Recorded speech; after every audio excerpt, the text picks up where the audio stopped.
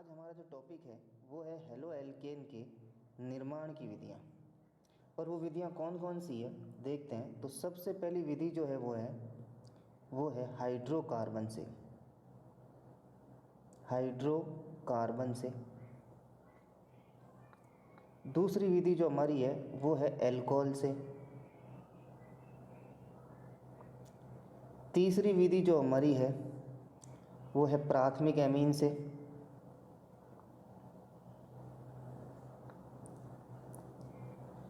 चौथी विधि जो हमारी है वो है हुन्स-डीकर अभिक्रिया। और पांचवी विधि जो हमारी है वो है हैलोजन विनिमय विधि। हैलोजन विनिमय विधि। विनिमय विधि या हैलोजन विनिमय अभिक्रिया। अब एग्ज़ाम पॉइंट ऑफ व्यू से देखें तो हमारे इसमें सबसे इम्पोर्टेंट हाइड्रोकार्बन से हुन्स-डीकरण अभिक्रिया, हैलोजन विनिमय अभिक्रिया है।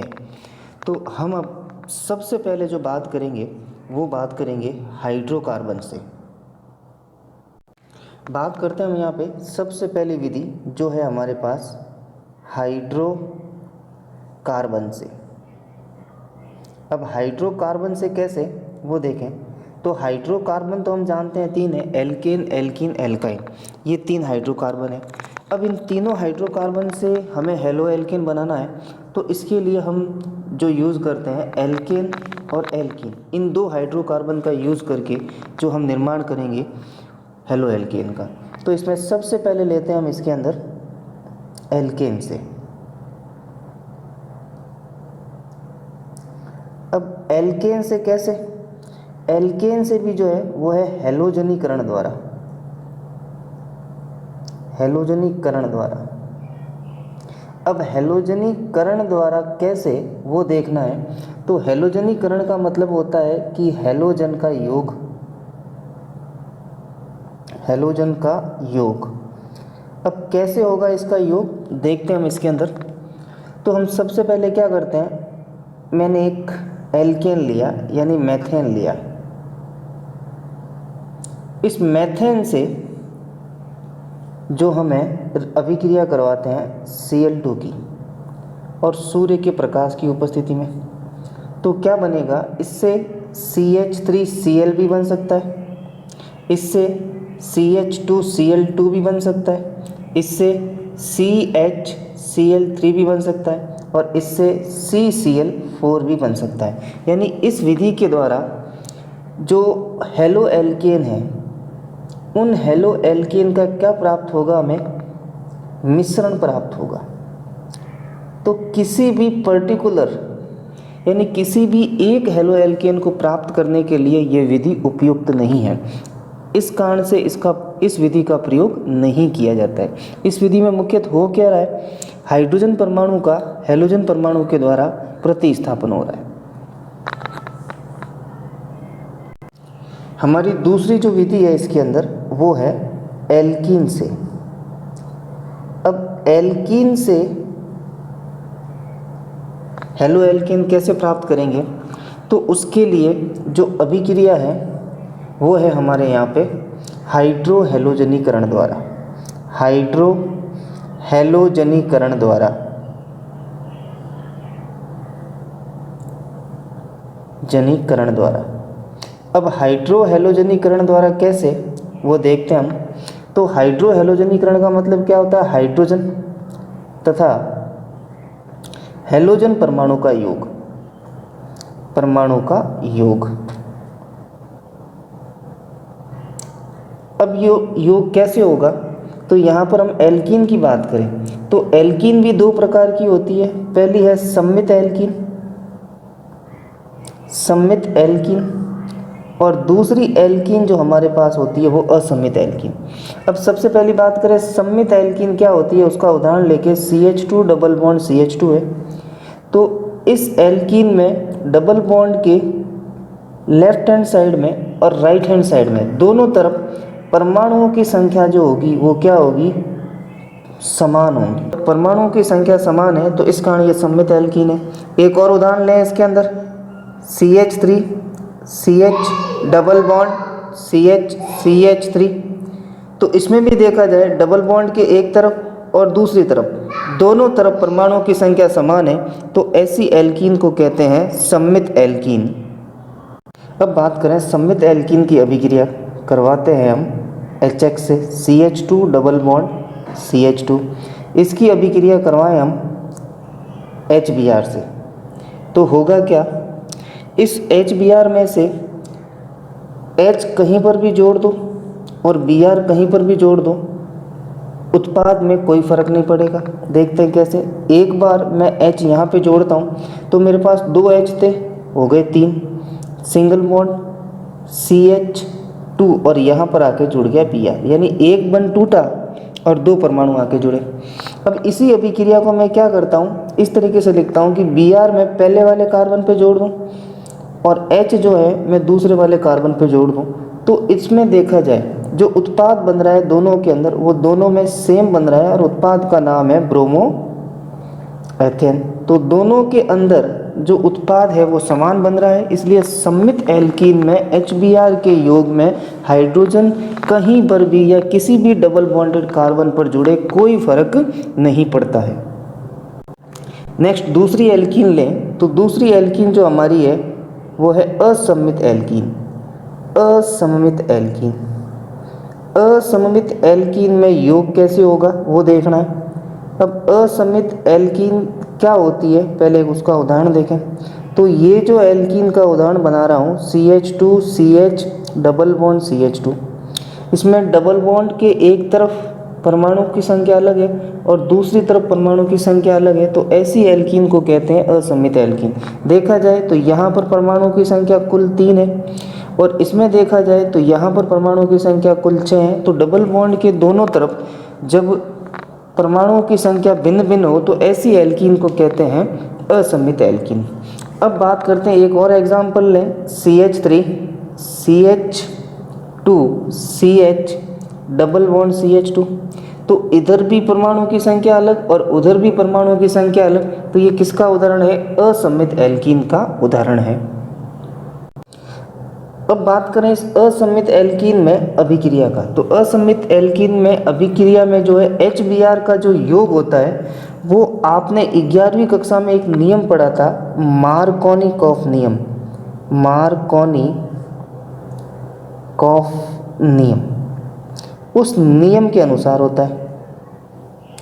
अब मार्कोनिकॉफ नियम क्या कहता है कि जो अभिकर्मक है उस अभिकर्मक का ऋणात्मक भाग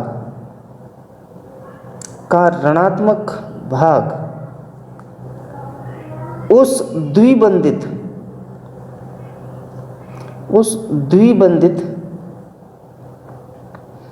कार्बन परमाणु से जुड़ेगा, परमाणु से जुड़ता है जिस पर हाइड्रोजन परमाणु की संख्या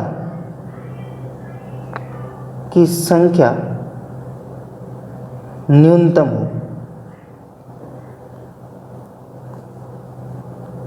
तो ये था मार्कोनिकॉफ नियम और इस मार्कोनिकॉफ नियम के अनुसार जो है HBr जुड़ेगा। अब इसका एग्जाम्पल लेके हम करते हैं कि किस प्रकार से मार्कोनिकॉफ नियम लगता है। इसका एग्जाम्पल लें, CH3 CH double bond CH2 योग कराएंगे HBr का। तो मार्कोनिकॉफ नियम क्या कह रहा है कि अभिकर्मक का ऋणात्मक भाग उस द्विबंधित कार्बन से जुड़ेगा जहां हाइड्रोजन परमाणु की संख्या कम हो। तो यहाँ पर देखा जाए CH पर Br जुड़ेगा, एक बंध टूटेगा और पीछे जो H बचा वो H इससे आके जुड़ गया। तो यहाँ पर हमारे पास बना 2 ब्रोमो प्रोपेन। इसी तरीके से एक एग्जाम्पल और लें हम कि इस तरह का एक यौगिक है और इसमें हमें HBr जोड़ना है। तो तो सबसे पहले इस यौगिक की संरचना समझ में आनी चाहिए। तो ये जो यौगिक है इस प्रकार से दे रखा है, तो जहाँ पर एक सिंगल लाइन ख़त्म होती है उसका मतलब वहाँ CH3 है, जहाँ पर दो सिंगल लाइन मिलती है उसका मतलब CH2 है, जहाँ पर दो सिंगल लाइन मिलती है, जहाँ पर एक सिंगल लाइन और एक डबल लाइन मिलती है उसका मतलब CH है, और जहाँ पर डबल लाइन ख़त्म होती है उसका मतलब CH2 है। तो यहाँ पर हमें मतलब किससे है, सिर्फ इस पोर्शन से मतलब है, डबल बॉन्ड वाले से। तो रिएजेंट कहाँ जुड़ेगा मार्कोनिकॉफ नियमानुसार, कि जहाँ हाइड्रोजन परमाणु की संख्या कम हो, तो इस वाले कार्बन पे जुड़ेगा। और उत्पाद क्या बनेगा हमारे पास देखा जाए तो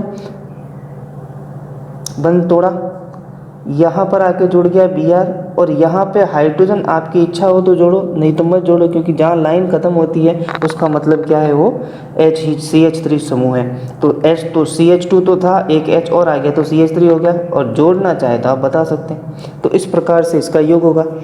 अब अगली बात करें इसके अंदर, इसमें क्वेश्चन कैसे आएगा। तो इस पे जो क्वेश्चन बनता है वो टेम्पलेट वाइज क्वेश्चन बनता है। टेम्पलेट वाइज क्वेश्चन का मतलब क्या है, उत्पाद को हटा दिया जाएगा या अभिकर्मक को हटा दिया जाएगा, उसकी जगह A B C कोई भी वेरिएबल रख दिया जाएगा। तो यहाँ पर ये अभिक्रिया करवाई और यहाँ पर इसने रख दिया A, तो आपको A को पहचानना है। यदि आपको मार्कोनिकॉफ नियम होगा तो आप आसानी से जोड़ सकते हो, और आसानी से जोड़ के आप क्या बना सकते हो, उसका उत्पाद बनाओगे। तो यहाँ पर A क्या होगा, यहाँ Br जुड़ेगा, और यहाँ क्या आके जुड़ेगा, H आके जुड़ेगा। तो इस प्रकार से क्वेश्चन एग्जाम में आते हैं, और बोर्ड एग्जाम में इस पैटर्न के 1-2 क्वेश्चन आपको जरूर मिलेंगे, और वो आपको 2 या 3 मार्क्स जो है अचीव करवाएंगे। तो इसके लिए क्या है कि जो रिएक्शन है उस रिएक्शन का कॉन्सेप्ट हमारे पास क्लियर होना चाहिए, कि भाई कहाँ पर कौन सी चीज़ जुड़ेगी और कहाँ पे कौन सी चीज़ नहीं जुड़ेगी, कौन सा बंध टूटेगा और कौन सा नया बंध बनेगा। ये सारी चीज़ें हमें मालूम होगी तभी हम कर पाएंगे। नेक्स्ट बात करें इसी के अंदर असममित एल्कीन के अंदर ही, कि यदि अभिक्रिया में पेरोक्साइड उपस्थित हो, यानी पेरोक्साइड उपस्थित होगा, पेरोक्साइड उपस्थित हो, पेरोक्साइड का मतलब क्या है, जनरल टर्म में कहें तो ROOR जहां पर भी उपस्थित होगा तो योग एंटी मार्कोनिकॉफ नियमानुसार, एंटी मार्कोनिकॉफ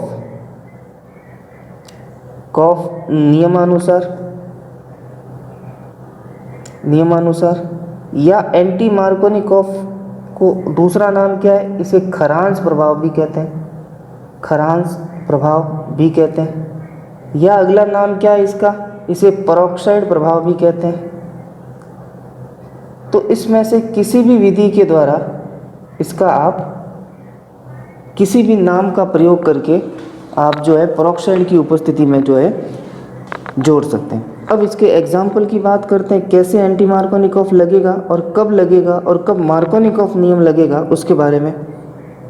तो यहाँ पर हम एग्जाम्पल लेते हैं CH3 CH double bond CH2, इसमें अभिक्रिया करवानी है HBr की, और जो ये एरो है उस एरो के ऊपर लिखा हुआ होगा या तो पेरोक्साइड या लिखा हुआ होगा ROOR। तो आपको समझ लेना है कि एंटी मार्कोनिकॉफ नियम यहाँ पर आपको लगाना है। तो अब इसके अंदर क्या होगा, जो मार्कोनिकॉफ नियम लग रहा था उसका जस्ट उल्टा, उसमें क्या कह रहा था, नेगेटिव पार्ट वहाँ पे जुड़ेगा जहाँ पर हाइड्रोजन कम है, और ये क्या कह रहा है, नेगेटिव पार्ट वहाँ जुड़ेगा जहाँ पर हाइड्रोजन ज़्यादा है।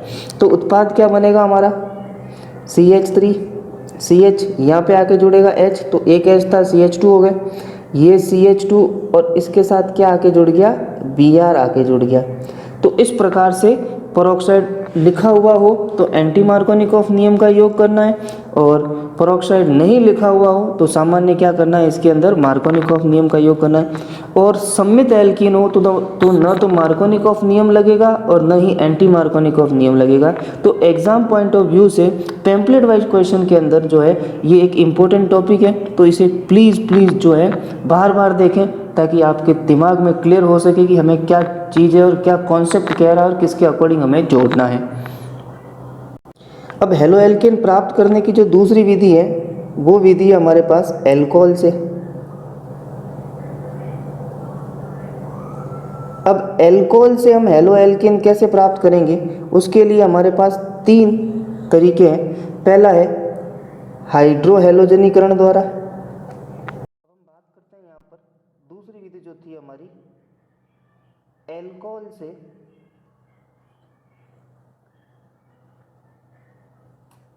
से हेलो एल्केन प्राप्त करने की विधि। अब पहली विधि, इसके अंदर जो पहली विधि थी हमारी वो थी हाइड्रो हैलोजनीकरण द्वारा। हाइड्रो हैलोजनीकरण द्वारा। अब हाइड्रो हैलोजनीकरण का मतलब क्या होता है, सबसे पहले वो देखें तो इस अभिक्रिया में हाइड्रोजन परमाणु और दूसरी कंडीशन क्या हमारे पास, तथा हैलोजन परमाणु, एक्स परमाणु का क्या होगा, परमाणु का योग होगा। अब इसमें अभिकर्मक कौन सा आएगा, अभिकर्मक जो प्रयुक्त होता है वो है हमारे पास HX और जिसका नाम है हाइड्रो हेलिक अम्ल। अब इस HX की जगह मैं HCl लूँ तो क्या बोलूँगा, हाइड्रो क्लोरिक अम्ल। इसी तरीके से मैं यहाँ पे HBr ले लूँ तो क्या बोलूँगा इसको मैं, हाइड्रो ब्रोमिक अम्ल। तो इस प्रकार से हाइड्रो हैलोजनीकरण में हाइड्रोजन तथा हैलोजन परमाणु का योग होगा। अब इसमें हम सबसे पहले बात करेंगे जो हमारा HX है उस HX की क्रियाशीलता के बारे में। तो यहाँ पे बात करेंगे हम यहाँ पे HX की क्रियाशीलता, क्रियाशीलता का क्रम, क्रियाशीलता का क्रम। तो सबसे पहले देखें हमारे पास है HI, HBr, HCl, HF। इसमें सबसे अधिक क्रियाशील कौन होता है, HI, फिर HBr और HCl। कैसे, यहाँ पर भी हाइड्रोजन परमाणु, हाइड्रोजन परमाणु, हाइड्रोजन परमाणु, सभी चारों के अंदर हाइड्रोजन परमाणु है, यानी कि हाइड्रोजन परमाणु की सभी चारों के अंदर जो आकार होगा वो समान होगा। लेकिन हैलोजन परमाणु एक जगह आयोडीन है, दूसरी जगह ब्रोमीन है, तीसरी जगह क्लोरीन है और चौथी जगह फ्लोरीन है। और हम ये जानते हैं कि हैलोजन में ऊपर से नीचे आने पर परमाणु आकार बढ़ता है, यानी फ्लोरीन से आयोडीन तक आने पर परमाणु आकार में वृद्धि होती है। तो यहाँ पर ये कह सकते हैं कि जो आयोडीन है इस आयोडीन का बड़ा आकार होता है। यहाँ कह सकते हैं कि आयोडीन परमाणु का बड़ा आकार, और आकार बड़ा होने से क्या होगा, पहली कंडीशन जो होगी यहाँ पे HX बंध लंबाई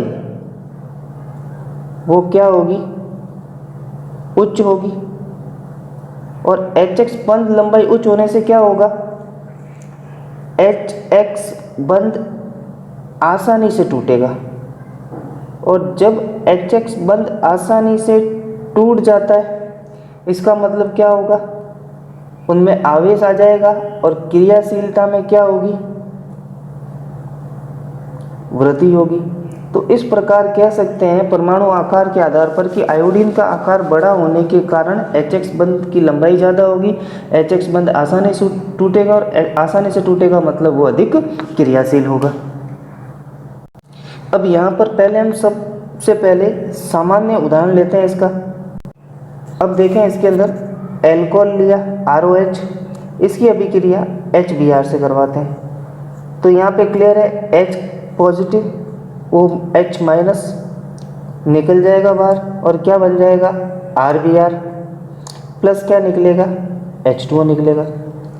इसी तरीके से हमने एग्जाम्पल लिया CH3OH, इसकी अभिक्रिया करवाएं HCl से, क्या होगा इसके अंदर CH3Cl बन जाएगा और H2O बाहर निकल जाएगा।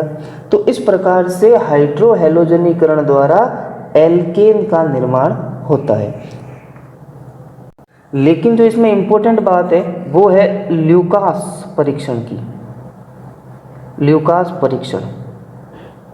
अब पहली बात होती है ल्यूकास परीक्षण होता है क्या है, कहाँ काम आता है। तो ल्यूकास परीक्षण के लिए ध्यान रखना है कि ये जो है 1 डिग्री 2 डिग्री और 3 डिग्री एल्कोहल जो है उस एल्कोहल में विभेद करने के काम आता है।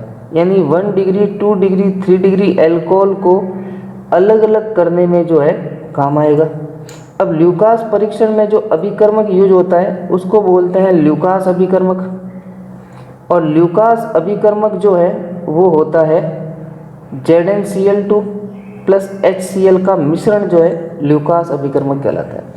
अब हम यहाँ पे देखेंगे कि किस प्रकार से प्राथमिक, द्वितीयक और तृतीयक एल्कोहलों को क्या कर सकते हैं, इस विधि के द्वारा पृथक कर सकते हैं। एग्जाम पॉइंट ऑफ व्यू से ल्यूकास परीक्षण बहुत इंपॉर्टेंट है। सीधा क्वेश्चन आता है कि आप कैसे 1 डिग्री 2 डिग्री 3 डिग्री एल्कोहल में विभेद करेंगे। तो आपके एग्जाम पॉइंट ऑफ व्यू से जो है ये इंपॉर्टेंट क्वेश्चन है। बात करते हैं ये कैसे होता है, देखते हैं कैसे ल्यूकास अभिकर्मक के द्वारा इनको पृथक करते हैं। तो सबसे पहले मैंने लिया इसके अंदर 3 डिग्री एल्कोहल, ये हमारे पास 3 डिग्री एल्कोहल। फिर लेते हैं हम इसके अंदर 2 डिग्री एल्कोहल। नेक्स्ट लेते हैं हम इसके अंदर 1 डिग्री एल्कोहल। अब देखें इन तीनों के साथ में हमें क्या मिलाना है, ZnCl2 मिलाना है। ZnCl2 प्लस HCl का मिश्रण मिलाना है। तो क्या होगा, 3 डिग्री एल्कोहल जो है तुरंत मिश्रण में क्या करेगा, मिश्रण में धुंधलापन दे देता है। धुंधलापन को या दूधियापन को वो दे देता है। ये जो होता है 1 या 5 मिनट में देता है, 5 मिनट बाद धुंधलापन देगा। और ये जो है लंबे समय के बाद धुंधलापन देता है। तो इस प्रकार से हम 1 डिग्री 2 डिग्री 3 डिग्री एल्कोहल को जो है ZnCl2 प्लस HCl यानी ल्यूकास अभिकर्मक से अभिक्रिया करवाने पर हम पृथक कर सकते हैं, विभेद कर सकते हैं 1 डिग्री 2 डिग्री और 3 डिग्री एल्कोहल को। तो एग्जाम पॉइंट ऑफ व्यू से ये क्वेश्चन बहुत इंपॉर्टेंट बनता है और कई बार पूछा भी गया है। क्वेश्चन कैसे पूछा गया वो आपको मैंने बता ही दिया है, तो इसे प्लीज़ इसे पढ़ें।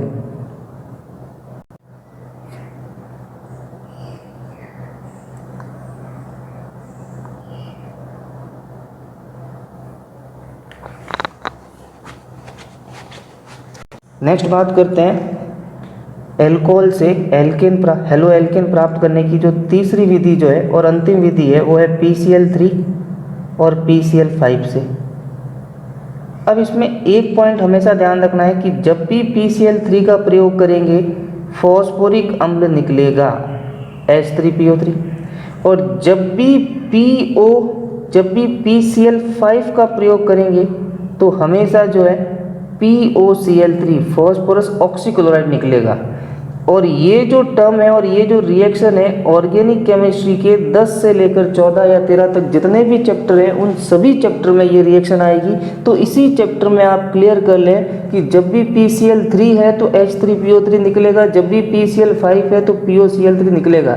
तो हम कह सकते हैं कि ये हमारा MTR पॉइंट है, मतलब मुझे तू रट, इसको रटना ही पड़ेगा क्योंकि हर रिएक्शन के अंदर काम आएगी, ये हर चैप्टर के अंदर हमारे पास ये काम आएगा। अब इस अभिक्रिया को क्या करते हैं, हम 2 भागों में विभक्त कर देते हैं। पहले PCl3 की बात करते हैं। अब PCl3 से हमें हेलो एल्केन प्राप्त करना है तो सबसे पहले तो हमें अल्कोहल के 3 मोल लेने हैं। तो 3 मोल मैं यहाँ लिख लेता हूँ, ROH एंड लास्ट ROH। अब PCl3 को मैं इस तरीके से लिखूँगा Cl और Cl। अब क्या करना है हमें, सबसे पहले इस प्रकार से H3PO3 बाहर निकालना है। तो H3PO3 बाहर निकल दिया, पीछे क्या बचा RCl, पीछे क्या बचा RCl, पीछे क्या बचा RCl। तो कितने मोल बने RCl के, 3 मोल RCl हमें प्राप्त हो जाएगा। तो मैंने जो बात कही है कि PCl3 जब भी लेते हैं तो H3PO3 बाहर निकलेगा। नेक्स्ट बात करते हैं इसके दूसरे पोर्शन की। और हमारा दूसरा पोर्शन जो है वो है PCl5। अब PCl5 से कैसे प्राप्त करेंगे, देखें इसके अंदर एल्कोहल का एक अणु लेना है और PCl5 को कुछ इस तरीके से लिखना है, 3 Cl को तो साथ में रखो और 2 जवान जो Cl है उनको खड़े कर दो। तो होगा क्या, ये जो है PCl3 एक ऑक्सीजन लेके निकल जाएगा, पीछे बचा हमारे पास RCl और बचा हमारे पास HCl और उत्पाद क्या बना हमारे पास, RCl plus HCl plus POCl3 phosphorus oxychloride.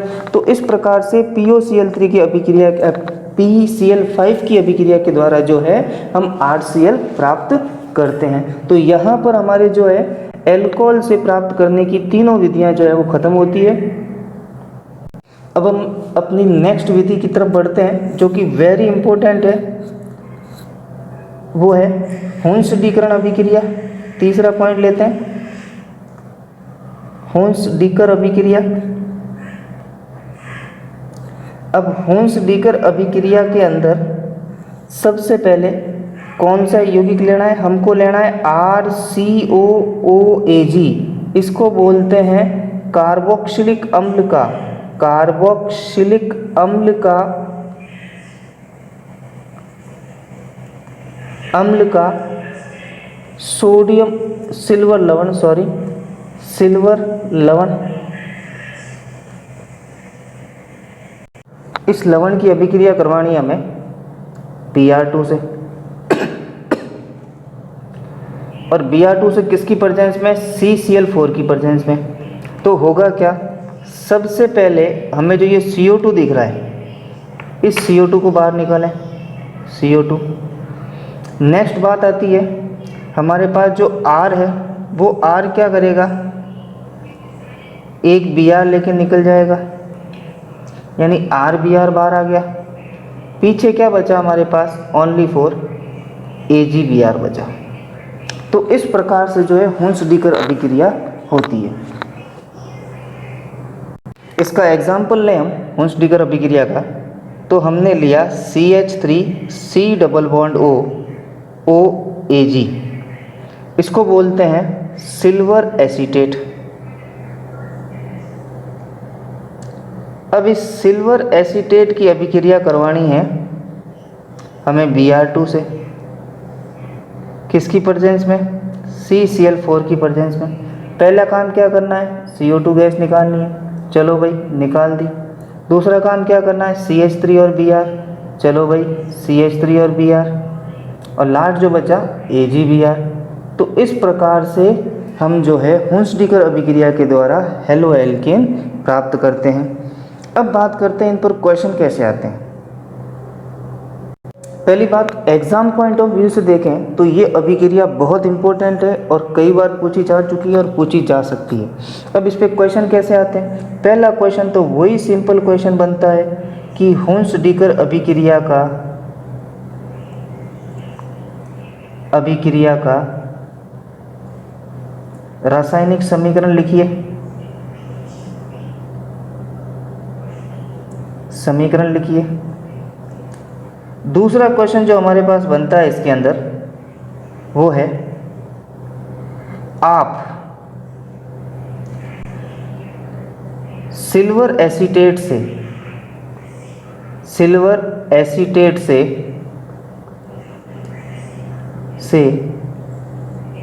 Methyl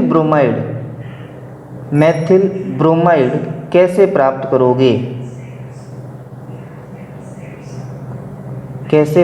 करोगे।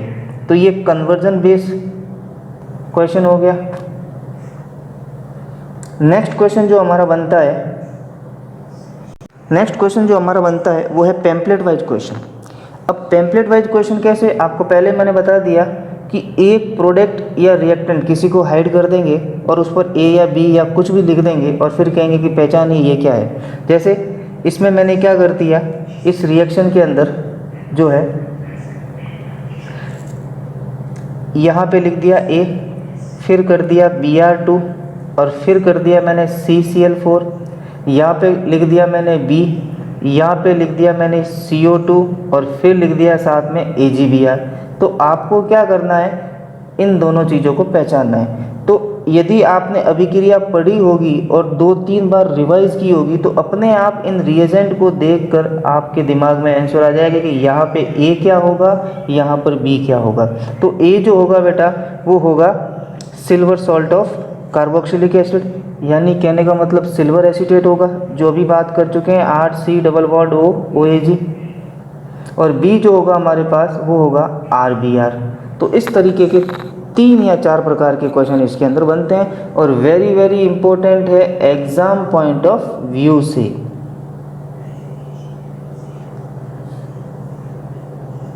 नेक्स्ट बात करें इसके अंदर, हमारी जो चौथी रिएक्शन है वो है हैलोजन विनिमय विधि।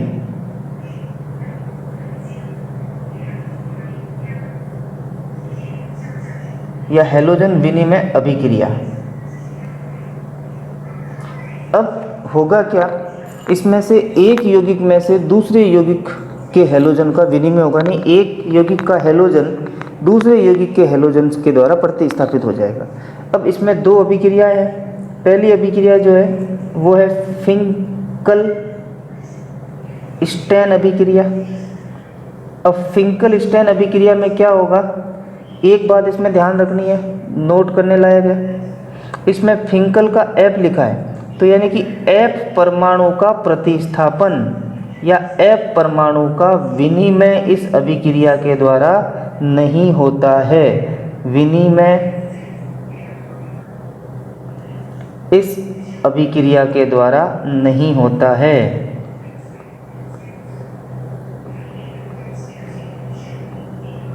नहीं होता है। दूसरी बात हमारे पास क्या है नोट करने लायक, दूसरी बात यह है कि इससे कभी भी RF नहीं बनेगा, नहीं बनता है। ये 2 पॉइंट हमको ध्यान रखने हैं। पहली बात क्या है कि फिंकल स्टेन के द्वारा F परमाणु का विनिमय नहीं हो सकता, क्योंकि F परमाणु का आकार बहुत ही छोटा होता है इस कारण से, और विनिमय नहीं होगा तो RF यानी फ्लोरोब्रोमीन का फ्लोरो एल्केन का निर्माण भी इस विधि के द्वारा नहीं होगा। अब बात करते हैं हम इसके एग्जाम्पल की। जैसे इसमें हमने लिया RCl प्लस NaI, अभिक्रिया करवा दी तो बन जाएगा RI प्लस NaCl। इसी तरीके से मैंने लिया RBr प्लस NaCl, तो उत्पाद बन जाएगा हमारे पास RCl प्लस NaBr। तो इस प्रकार से क्या होता है कि फिंकल स्टेन अभिक्रिया में क्लोरीन, ब्रोमीन और आयोडीन का विनिमय होता है। क्लियर, ध्यान रख लेना, इनका विनिमय होगा किसके द्वारा, फिंकल स्टेन अभिक्रिया के द्वारा। हैलोजन परमाणुओं के अंदर फ्लोरीन का विनिमय नहीं होगा, विनिमय नहीं होगा इस विधि के द्वारा। क्लियर कर लेना दिमाग के अंदर। अब दूसरी जो हैलोजन विनिमय की विधि है वो है हमारे पास स्वार्ट अभिक्रिया।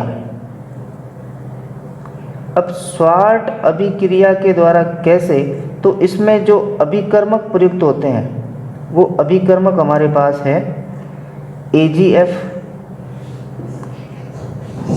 HgF2, नेक्स्ट है हमारे पास, और देखें इसके अंदर तो हमारे पास COF2, और देखें इसके अंदर तो हमारे पास SbF3।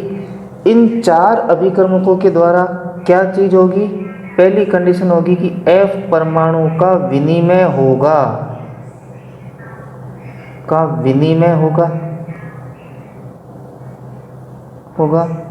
और दूसरा जो है इसके अंदर क्या कह सकते हैं कि RF का निर्माण होगा,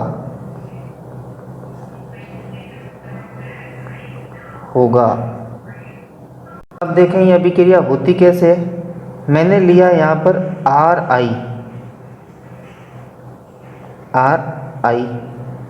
इसकी अभिक्रिया करवानी है मुझे AgF से, और AgF से अभिक्रिया करवाऊंगा तो क्या होगा, RF बन जाएगा, और AgI बाहर निकल जाएगा। इसी तरीके से मैंने लिया यहाँ पे RCl, इसकी अभिक्रिया कराता हूँ COF2 से, तो क्या बनेगा, RF बनेगा। और साथ ही साथ क्या निकल जाएगा इसके अंदर, COI2 निकल जाएगा। बैलेंस करें तो ये 2 और यहाँ पे 2। तो इस प्रकार से श्वार्ट अभिक्रिया और फिंकलस्टीन अभिक्रिया होती है। अब इसके ऊपर सीधा प्रश्न आता है कि श्वार्ट अभिक्रिया या फिंकलस्टीन अभिक्रिया का रासायनिक समीकरण लिखिए। इसमें किसी तरीके का कोई पैम्पलेट वाइज क्वेश्चन नहीं आता है, सीधा क्वेश्चन आता है। तो ये अभिक्रिया भी जो है इम्पोर्टेंट है एग्जाम पॉइंट ऑफ व्यू से।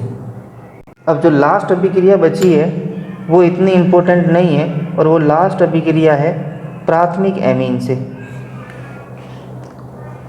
प्राथमिक एमीन से, अब प्राथमिक एमीन से कैसे, उसकी बात करते हैं। प्राथमिक एमीन से, अब प्राथमिक एमीन के अंदर हमें एक अभिकर्मक प्रयुक्त करना है। उस अभिकर्मक का नाम है NOCl, या बोलते हैं नाइट्रोसिल क्लोराइड।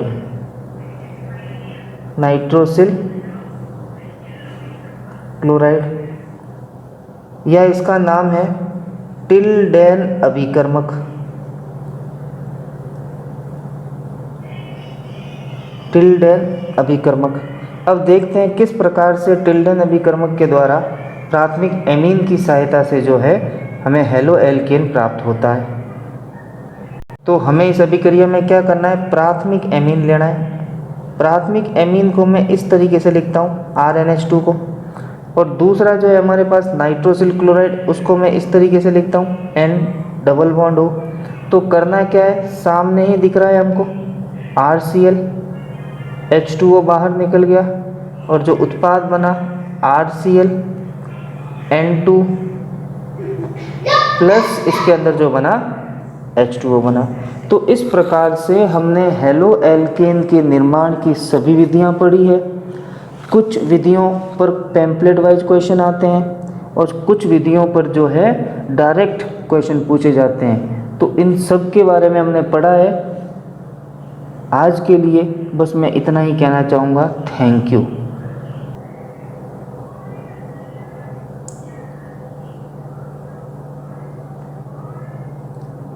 दूसरा हमारे पास जो यहाँ पर है SOCl2 से।